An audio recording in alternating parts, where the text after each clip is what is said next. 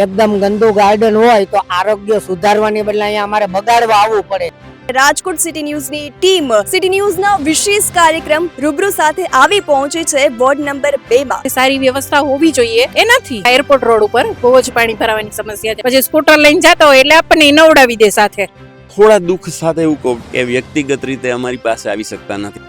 ના નથી, ખાલી ચૂંટણી આવે ત્યારે ઘરે ઘરે આવે છે બધા. જે રોડ અને રસ્તા છે એ ક્યારેય હરખા થતા નથી. બધું કહો છો કે ભાઈ રોડ રસ્તા પાછળ આટલા કરોડો ખર્ચા, તો પણ એ પ્રજા સુધી કેમ પહોંચતું નથી? ગાર્ડનને પૂરેપૂરી મેન્ટેન કરતા નથી.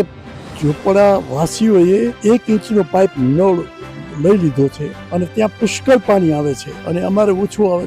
આ સમસ્યા અમારે વર્ષોથી છે. વાહનના જે ઉભા રહેલા, પાર્કિંગ કરેલા, નાસ્તો કરવા આવેલા, દુકાનમાં ખરીદી કરવા આવેલા લોકોના વાહનોના જે દબાણ હોય છે ને, એ હટાવવા જોઈએ.